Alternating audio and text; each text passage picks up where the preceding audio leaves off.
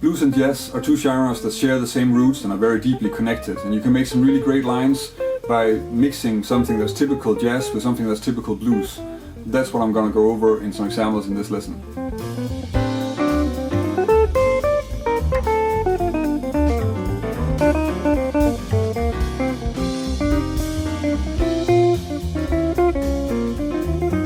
In this lesson I made 5 examples of lines that will mix some of the characteristic melodies and phrasing and slides of blues with the arpeggios, extensions and chromatic passing notes that you find in jazz, to make some lines that will probably fit in both some jazz situations and some blues situations. All the examples I'm going to go over are in the key of B flat, because B flat is a very common key for jazz blues to be in. So the scale that's the backdrop of the whole thing would be this E flat major or B flat Mixolydian scale. And of course, since we're also concerned with the harmony from our jazz approach, we need the arpeggio in this position, so the B flat 7 arpeggio. And we're also going to be using some straight ahead blues, so the B flat minor pentatonic that we all know and love is this one.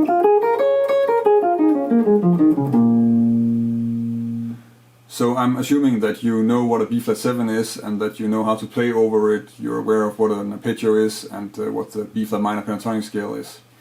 What I'm going to do in the different lines is that I'm going to mix up these different things so that sometimes a line will have a more bluesy flavor and sometimes it will have more of a jazzy flavor with some extensions and chromatic passing notes, and then try to make that work as a whole. So let's just take out the first example.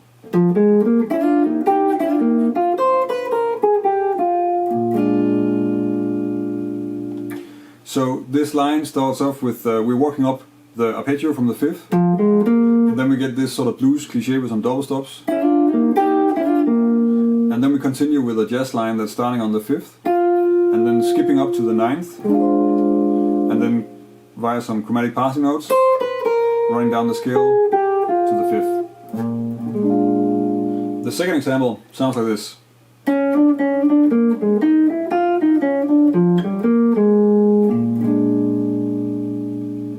So I'm starting with just some chromatic leaning notes towards the 3rd, which I think in this context is going to sound more bluesy. So, and then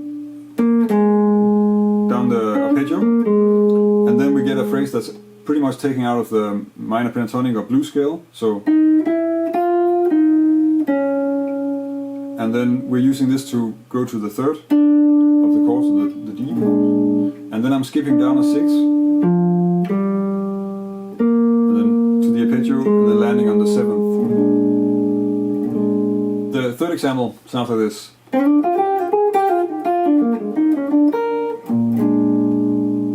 So here the first complete bar, so is just a melody that's constructed from using this sort of boogie-woogie pattern, but then played higher and then with an added 3rd under it, so that it becomes a little bit more clear what's going on harmonically. From there the line continues with a B flat 7 arpeggio, so from the 5th, and then we get an encircling of the 3rd,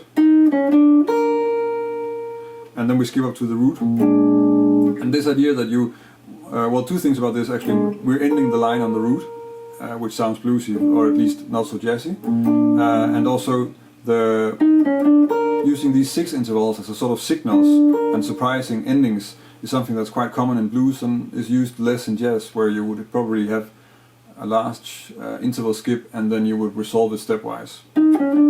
I think in the previous example I also had a skip from the 3rd and then down a 6 to the 5th. And it's something that, to me at least, sounds as a blues trait more than actually a jazz trait. The fourth example sounds like this.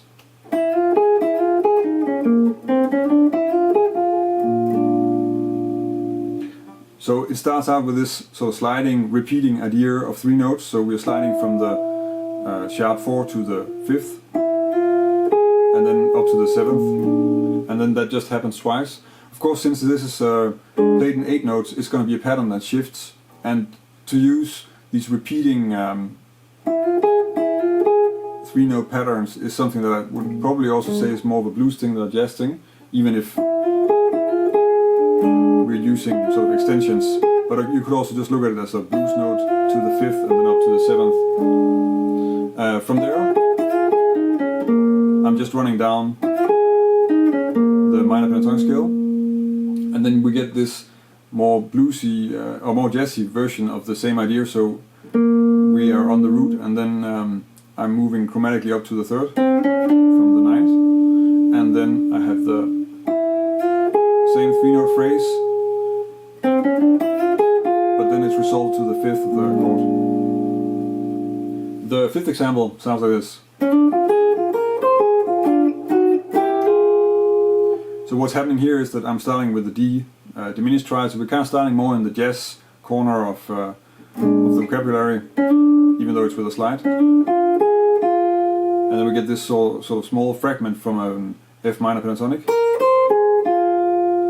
And then we do another sort of typical blues thing to have these thirds that are moving chromatically. So I'm moving them chromatically up in this case. And of course they'll end with the 7th and the 5th up here, so we're still in the chord, where the ones that are in between sound like a 4 minor and a sharp 4 actually. But it also just sounds like blues, and I guess in blues you wouldn't really analyze it like that. So when I'm working with examples like this, then I try to get into my own playing by using it mixed up with what I already play. So for example, if I take the first part of the first example and make a different ending, that would be something like this.